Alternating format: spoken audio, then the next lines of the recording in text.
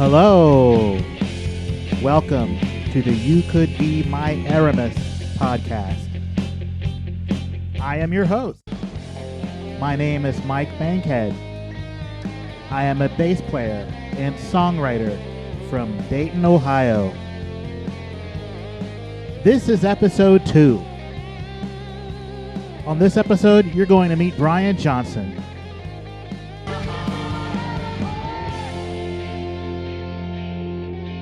Brian Johnson is a doer and a dreamer, a mover and a shaker here in Dayton.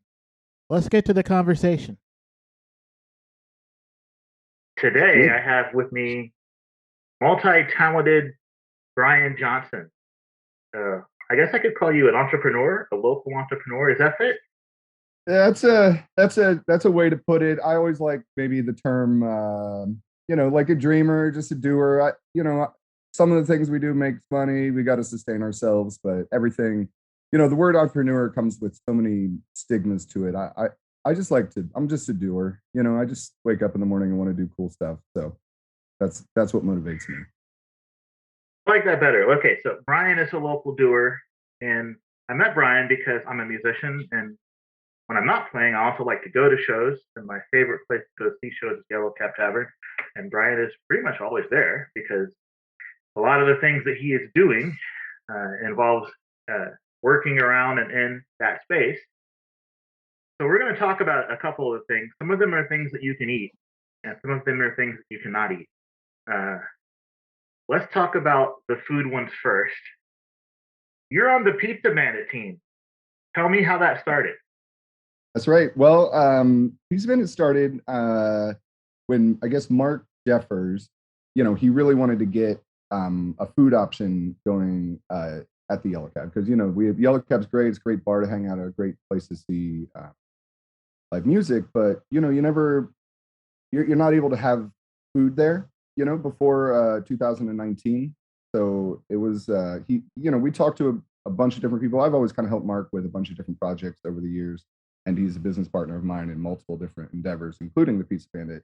But it was just a really important piece of having a venue that you have a food option so that people are hungry, they can eat, they don't have to leave and come back or not come back or however it works out. So that's kind of where it started, and we actually brought in Nathan Peters, was the original chef partner who you might know from Captain of Industries, Lioness. What is his newest? Also a professional cook. His newest project is TV Queens. TV Queens, that's right. And then but of course his daytime job is he's a culinary executive for. He was at the time with nursing homes. I think he's moving to a different corporate sector, but he's in charge of feeding thousands of people. So he was an amazing partner to get that project started with. But then, of course, once COVID came on, he didn't want to be. It would be very irresponsible for him to be in contact and running a pizza operation while being in nursing homes. So he bowed out, and of course welcomed in James Burton, who we all love, and James Burton's creativity with pizzas and everything is just incredible. It's been growing now for over 2 years. We're 2 years and 2 months into this project, and it's just going. It's really awesome. It's we get to come up with a lot of cool pies, give back to the community. We're building out our kitchen. Should be done here in a couple months. So it's just a really exciting project, and Mark was quite the visionary in figuring out that the food in the venue space would work out so well, and it's just been really fun to develop in such a creative way. It's a great idea. I mean, musicians have to eat too, right? Everybody has to eat. And yes, you go to a show, you have a couple beers, you jump around, you dance a little bit, you get sweaty, and you get hungry. And how nice is it not to have to leave? Also, pizza is delicious, and I don't think I personally know anyone who doesn't like it.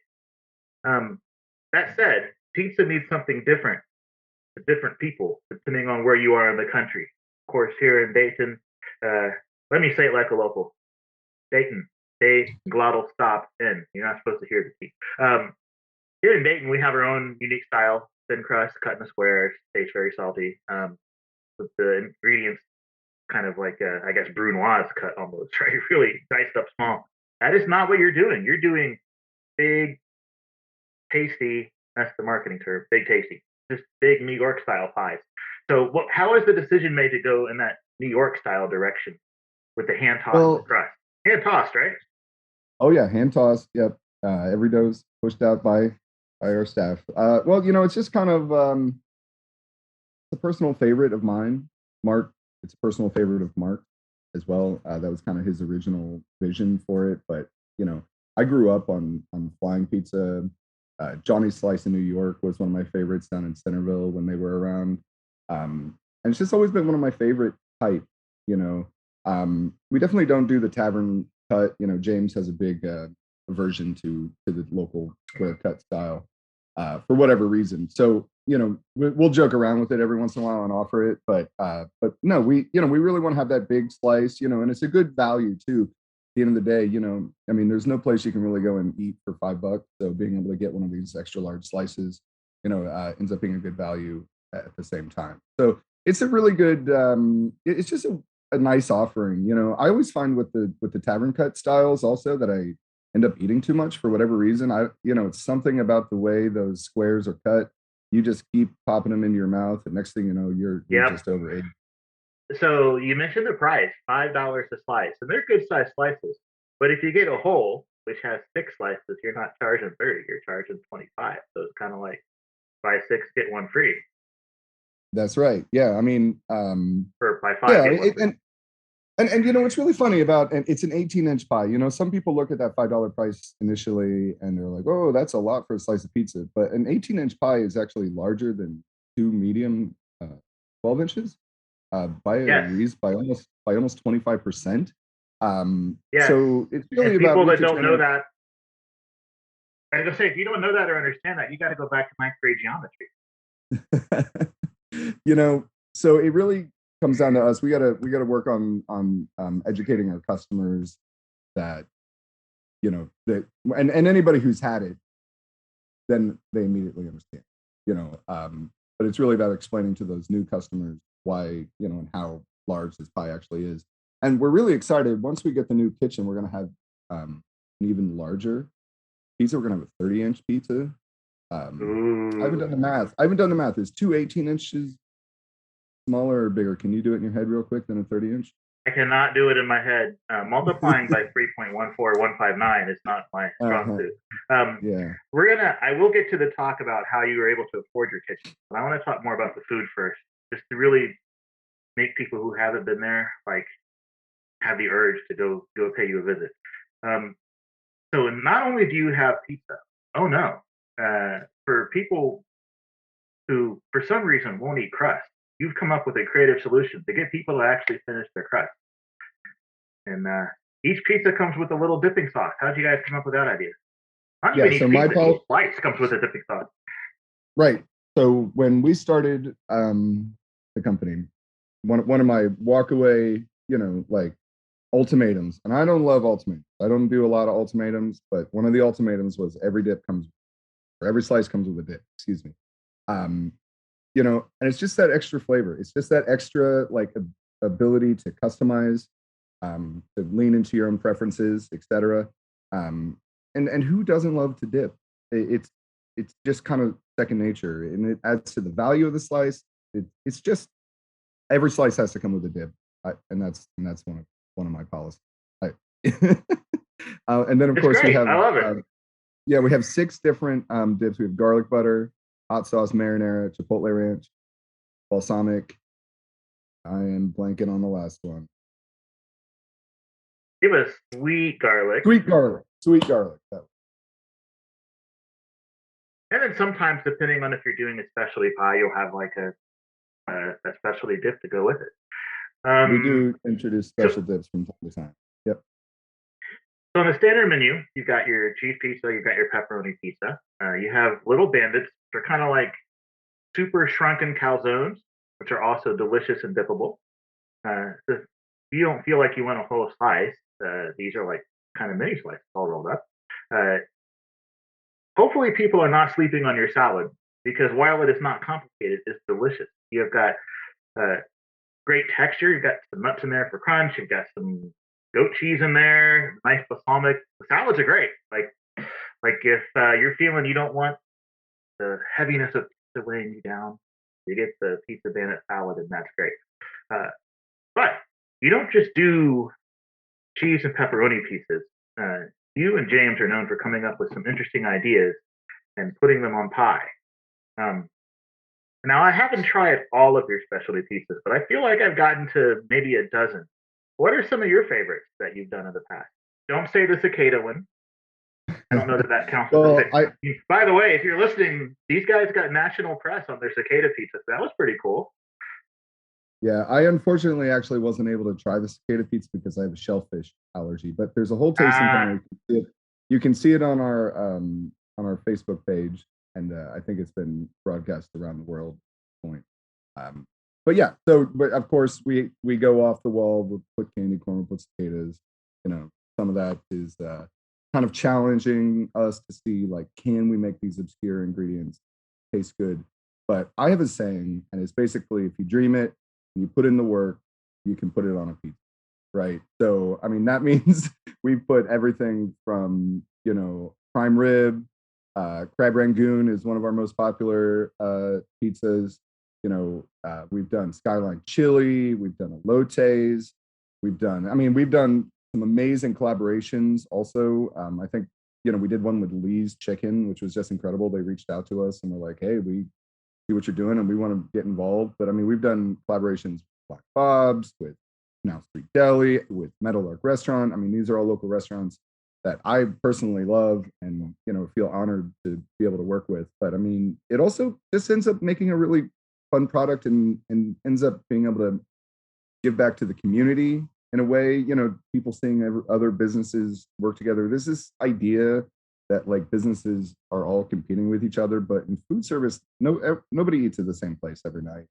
So we'd rather embrace the local food community and uplift all of our small business friends around town. I mean, we know everybody. We're friends with everybody here in town. It's not like, I say that even for pizza. I don't eat our pizza exclusively.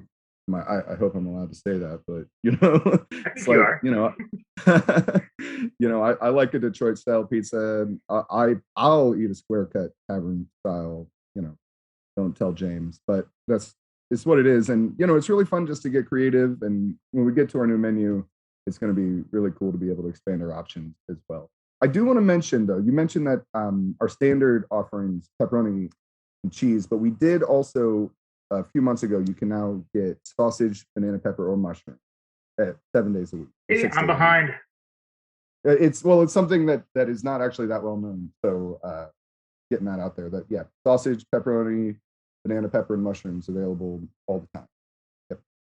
Yeah, and I should clarify that really the reason that you had that you had limited offerings was not because you don't like toppings, but when you're working out of a food truck, you only have so much space to keep stuff on there. And there's got to be some choices made about how many things you can keep in stock.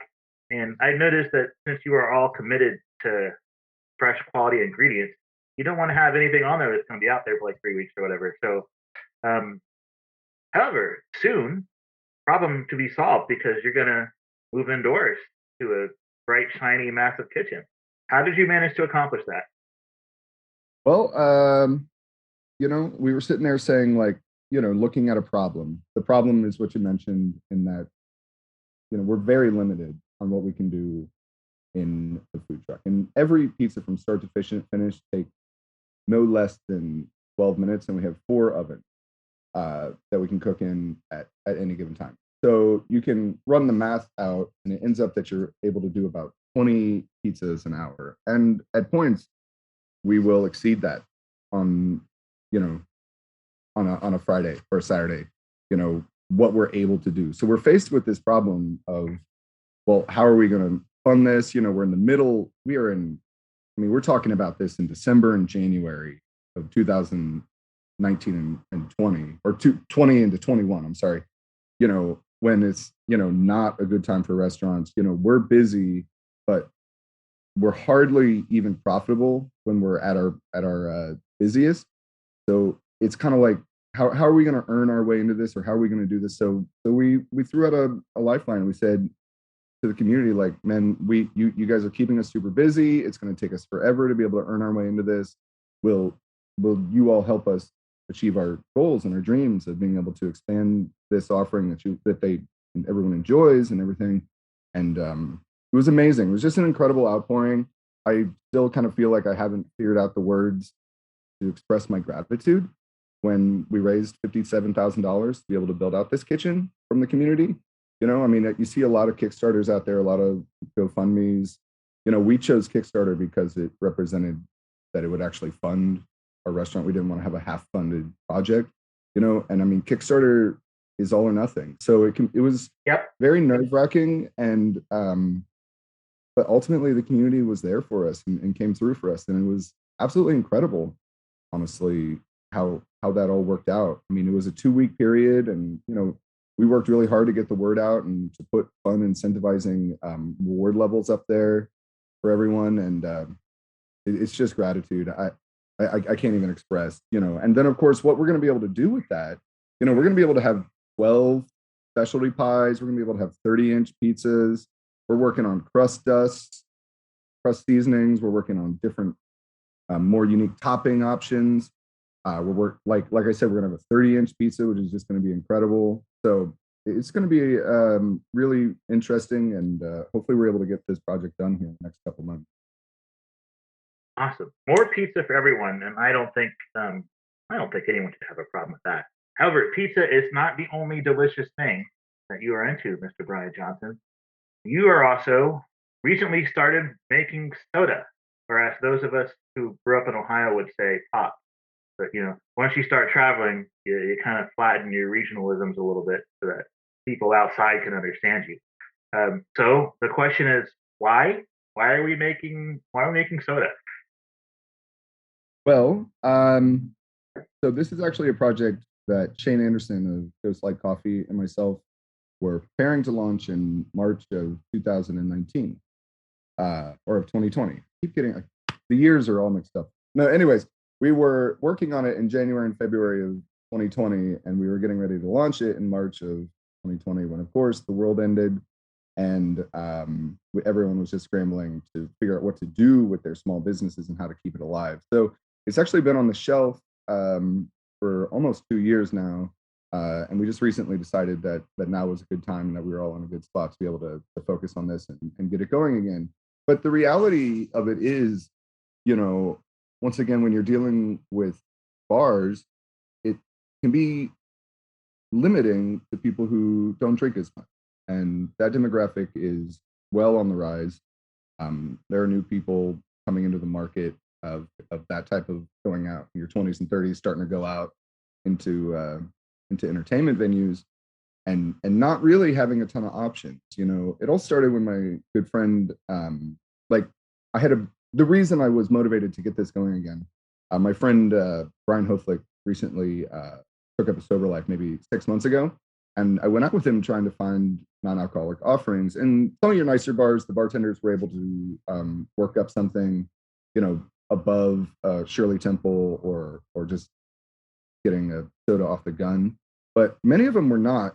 And so it was at that moment I kind of realized, it was like, okay, we need to get this project going again, because there are people who want to go out, want to spend time with friends and family, but just wouldn't feel comfortable in an environment where they don't have something that's a little more curated, a little more boutique to their interests. So we launched Rock Paper Soda about a week and a half ago, and doing great. We've got it in Yellow Cab Tavern and Ghostlight Coffee with our orange chai spice soda, which is very forward with the citrus and then kind of subtle with the cloves and the black tea notes and the things you love about a chai sit in the background a little bit. And then we're working on a cherry anise flavor. So you can tell, you know, I don't know what it is about my personality, but I love to indulge in some unique flavors, some less standard flavorings that still taste delicious and open up kind of to a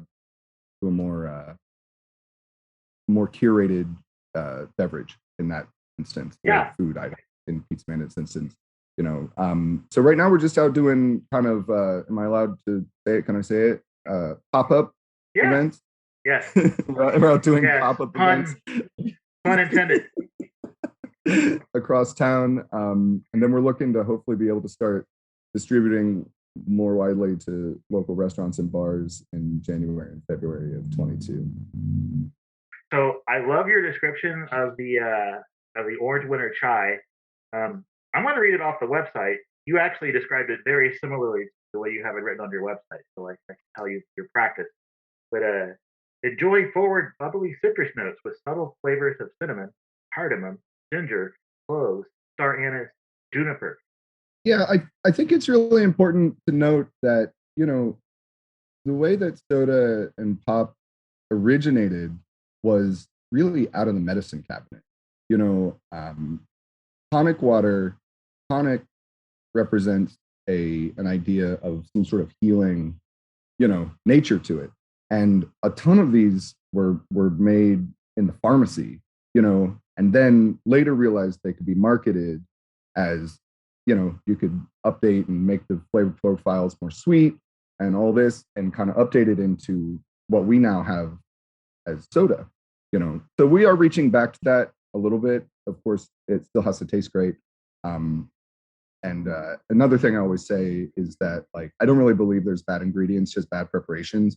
So, you know, we'll take the time to find the right balance and the right combinations to make sure everything tastes great, and not to be scared of stuff like anise, you know, or black licorice. You know, some of the very commonly available black licorice items are more overpowering than I enjoy particularly. So, making sure that we keep it all in balance and a good taste is, of course, critical to us. That's awesome. Let's move on to the non-edible portion of the things that you do, which will not nearly be as delicious, but will also be interesting. You're on the team at Level Up Productions. Tell me about that. Yeah, so Level Up Productions is before the pandemic, there were two companies. There was 10 High Productions and Level Up Productions. Myself and Mark Jeffers, again, were Level Up Productions, and I was solely running 10 High Productions. Level Up Productions hosts and promotes and facilitates shows at State Masonic Live. And then at the time, 10 High Productions did the same type of thing at Yellow Cab Tavern. So coming out of the pandemic, Mark and I decided to kind of simplify everything, just put it all under one name. So now we're facilitating both those venues, among a few other pop-up things across town every once in a while. And it's just really exciting to be able to bring people together over live music again. You know, it was devastating to us when the pandemic started and we weren't able to do that in any sort of safe manner. So being able to bring that back has just been really important to us and slowly ramp back up into it over the last couple of years. Well, all right, so let's simplify that. Pretend I'm not a musician and that I don't know big words. Not to facilitate a big word, but you know, if I was a random person, how would you explain to me in the simplest words possible what exactly it is that Level Up Production does? We throw shows. We host live music events. Very good.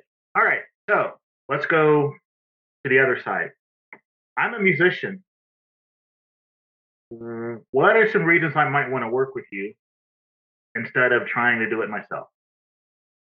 Well, we've actually developed a lot of different services that we offer, including everything from design, publicity, online ticket sales, event management. We work with sound and all sorts of sound and light groups. We basically make the process painless and also getting out as many people as possible. It's a third rail for being able to engage a market. I mean, we've had over 10,000 customers this year alone, and they all go into an email list and they're all being exposed to the other shows that we're offering. So it ends up kind of being a secular nature in which we're just kind of curating a community of people who like live music, who maybe haven't heard, you know, maybe they're into one band, but they haven't heard about another. And then, oh, look, 2 weeks from now, 3 weeks from now, they're having this, you know, or, oh, check out the weekly email this week, see what's coming up. I haven't heard of that, but it sounds great, you know. So it's definitely, there's definitely benefit to it. And there's definitely, it's definitely all about kind of curating a whole community and process, keeping standards. I mean, I'm getting into the kind of nitty gritty of music and event productions again, but keeping the standards set so that there's not confusion and there's not inconsistencies when people are going out to shows and at Yellow Cab or Dayton Masonic. And a great instance of that is at Dayton Masonic Live, we really want to make it an affordable and enjoyable experience for people. So stuff like, sometimes the promoter will come along and want to be like charging for parking. And we're like, no, we don't want to get into the nickel and diming that everybody sees, or the ticket fees on top. When you go to buy a ticket and it's like, oh, it's $20. And then it's like, oh, wait, it's actually $35. Trying to avoid and kind of keep everything really consistent that way of like not having surprises. People know what to expect when they go to a venue, and all of these aspects of music production that maybe aren't quite as sexy as seeing a band live, but still make a difference in the customer's experience once they at the end of the day. So it's a lot, but I hope it answers. Well, also it makes a difference in the musician's experience too. So if you're a musician and you're listening, look at it this way: could you do all that yourself? Yes. You can. I mean, there's do-it-yourself online ticketing sites. You can run it through your own website. There's plenty of ways to do it. You could do the promotion and the publicity yourself. You could. So that's a lot of work. And wouldn't you rather spend that time making art and rehearsing? You know? And like, so these are people that have some expertise at this, and let them do it for you. And it's been actually really incredible. This year we've been paying artists. I always say that we get the art that we support. One of the things we did pre-pandemic that has really changed the scene at Yellow Cab is introducing the idea of a $10 ticket. Ahead of us really pushing for this. If you're going to kind of your retail level venue in downtown Dayton, it was $5, $5, $5, $5. And that hadn't Which is ridiculous because it's been $5 for 30 years. And that right.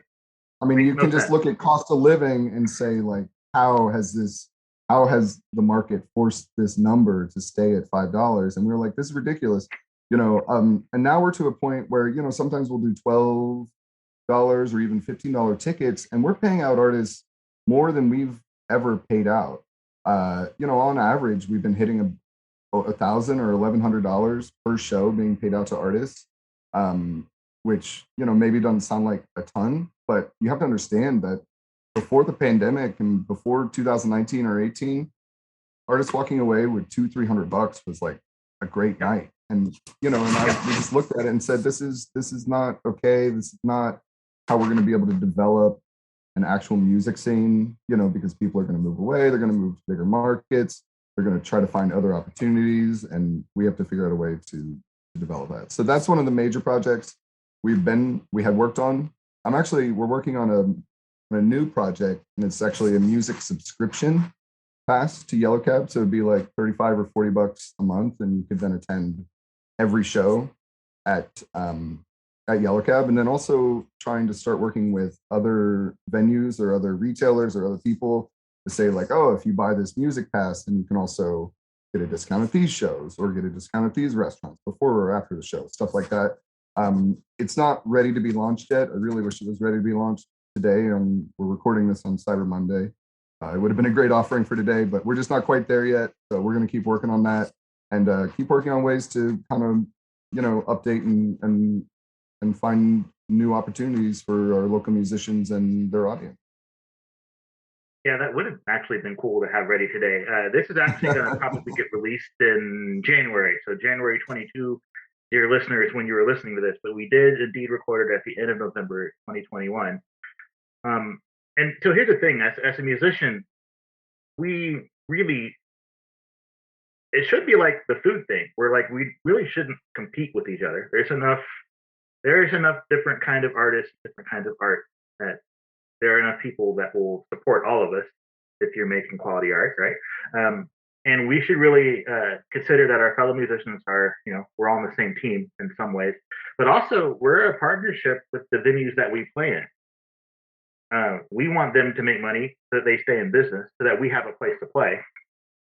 And when we play there, we would like to have left that establishment having made some money, because as enjoyable as making music is, it's work. It's a service that's provided, and musicians should be paid for that. And so the nice thing about a company like Level Up is it's clear that you all appreciate art and artists and how much work it is, and you're not trying to take money from the musician. And some people might see it that way, but you're trying to create a partnership so that it is better for the musicians and for the venues and for the people who buy tickets to have an enjoyable experience, and so that they come back. Right? That's basically your goal here. Yeah, me and my everyone, Brian Hoflick, I mentioned him earlier, but he also works for me, and is just, he's amazing. But he facilitates most of the booking that we handle, and we talk frequently about how our aspect of this puzzle is to figure out how to make the most money possible for the artist, because that is how we get good art, is if we support good art. So that at the end of the day, making art is a very emotional thing. I'll leave that up to the artist. But from my viewpoint, it's about how do we sustain them, and how do we get it so that this is something more than just an expensive hobby for them. Yep. And of course, Brian Hopwick is a professional musician in addition to the other hats he wears. So it's cool that you have someone like that on the team who can kind of speak to it from our side of the business, right? I like that. Exactly. Yeah, he's artist relations is the title on his business card. So he actually spent. I was actually in the studio with him yesterday, recording a song. So yeah, he's my go-to drummer for hire in town, and he's a lot of people's go-to drummer for hire in town because he's a true professional. So yeah, it's cool that you get to work with that guy. And that's actually an important thing to mention too. Over the years we've worked with Real Love, we've worked with Magnaphone, we've worked with PopTech, because there's all these great PR services and recording services around town that, they need to be sustainable as well. So it becomes, once again, kind of a secular thing where, we can work with Real Love Recording on having a Real Love Recording showcase, or, if they have a new artist, we have, so this will be published past this, but we have the Touchy Feelies coming up. So this is not only their album debut, I believe it is their debut. I'm not sure if they've played some smaller shows or not. I saw the event invitation. I had never heard of them, so exactly, you guys got the word out. That's for sure. Right, and this is exactly what I'm talking about. So being able to have that relationship with Patrick at Real Love, and then having an outlet for a new band that has just put in all the work for a new album, be able to go and then have a space to play it in that people are going to be at, and have a successful event. And that being said, we're always developing. So starting in January on the 2nd and 4th Sundays, working title, we're calling it Developmental Sundays or Discovery Sundays. I'm not sure. I gotta work through what the name's going to be. But our inbox is just flooded with bands, new bands, young bands, brand new to the scene, people who want to play a bigger stage, but maybe haven't had the experience or the time to really build up their name. So we're working on putting out developmental or discovery Sundays, and giving all those bands and younger groups an opportunity to be able to play the Yellow Cat stage at the same time. So it's really, we're always trying to look for new ways to develop and figure out what exactly is out there, because at the end of the day, we look back on the great music scenes of the funk in the 70s and 80s, and we look back on the 90s with the indie and the grunge and everything, and it's just like, is that something that can be curated, or is it just lightning in a bottle? And I would like to think that it's something that can be developed, and this is how we're going to contribute to that effort. All right, so that is not the last thing that you're involved in, but the last thing you mentioned doesn't have a website, so I'll just have to have you talk about it. It's called Media Right, like Orville and Wilbur. Tell me about Media Right. It's funny and interesting, and I'm not sure how the Wright brothers ended up with their name, but Wright actually indicates kind of a maker. If you look at the origins of the word Wright in that spelling, So myself and my good friend Ethan Frederick and Zach Pitts all own Media Right, which is a film production company. So essentially that allows us to make, we've made a ton of music videos over the years. We spent a lot of time at our local NPR station, WYSO, recording bands for Juliet on Kaleidoscope, working on some commercial projects. But in reality, our main goal is to do more of an artistic kind of content, not so much commercial. We've done a ton. We've had 2 full-length features where we've gone and recorded various shows across the Miami Valley and recorded a compilation. And we actually did a really fun one that we debuted at the Neon, which was Media Right's floating music parade. And this was really interesting because we, over the course of the summer, we took, I think it was 13 artists, including Repeating Arms, Amber Hargett, Mike Bissig, Team Void. There was like 13 different artists involved in that. And we took them all floating down the Great Miami River on a 14-foot inflatable paddleboard. And so it created a really interesting kind of venue for live music, and people would float along with us. And it's really interesting, the acoustics on the river also. But at the end of the day, you can check this out on our Facebook page where we have it parked. It's also on YouTube, I believe. But you can go see all these amazing local artists floating down the river and playing live music out there. So that's kind of our goal. One project we're working on right now is actually with Pizza Bandit, and it's where we go and we surprise people in their homes and cook them a 3-course meal out of whatever's in their kitchen. So the type of original content we're looking at is not just music, but it's all sorts of different ideas that we have. So. It's Chopped meets Publishers Clearinghouse. kind of like that, yeah. We put a post up asking people to volunteer to be surprised, and we had maybe 300 people say, "Yep, we'll do it." So that was kind of an insane response to that. But we have the pilot in production now, so that's pretty. Our goal with that one is to pitch it to a streaming service. Like I said, dreamer and doer. But I know a few people who have pitched to Netflix and gotten on. So if any Netflix producer out there hears this, please do hit me up, and we'll send you the pilot for it. But hopefully we're able to make something happen with that, because it'd be just really fun and cool to expand on what we're offering. So that's Brian Johnson, doer, and just as a brief recap, we've talked about 4 of his collaborations in the community. It's kind of interesting, and like none of this stuff you're doing a lot of stuff, but not just yourself. You put an interesting team of people around you. You have no problem working for people, working with people, and managing people. It's like the whole gamut of a skill set, and I think that's awesome. So the very delicious Pizza Bandit and Rock Paper Soda, and also Level Up Productions and Media Right Digital. So before I end this portion of the interview, do you have anything else that I need to pitch so that I can get people to come check you out?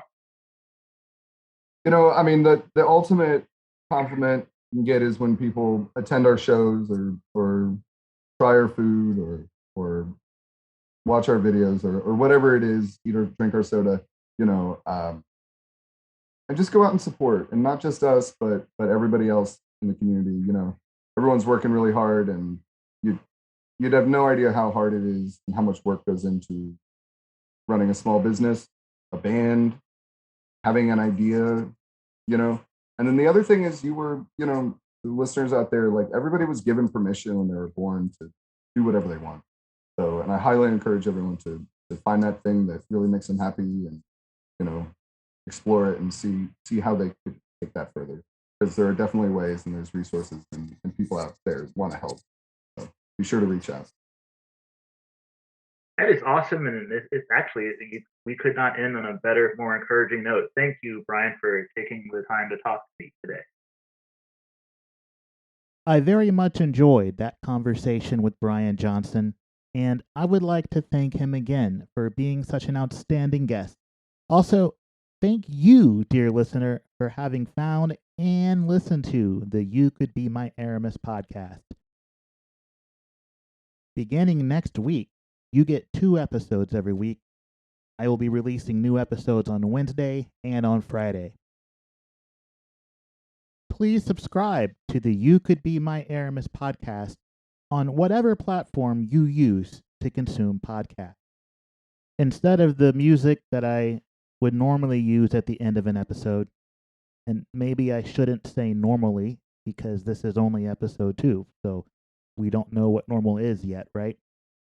But today, because of our conversation talking about innovation, dreamers, doers, ideas, I'd like to leave you with a song I wrote, a song that is dedicated to the many inventors, innovators, dreamers, doers, the kind of people that came from Dayton, Ohio. People like Orville and Wilbur Wright, Irma Fraze, Charles Kettering, Paul Laurence Dunbar, many others from Dayton who had bright ideas. Thank you for listening.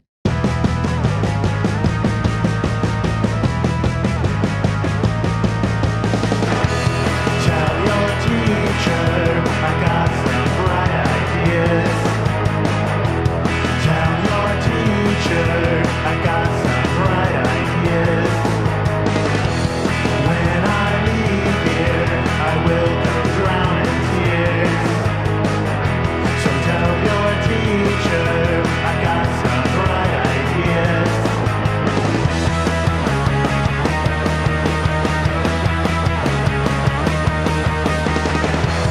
Simple creatures have got me feeling fear. Simple creatures have got me feeling fear. When you save me, I'll drown your face in tears. Simple creatures have got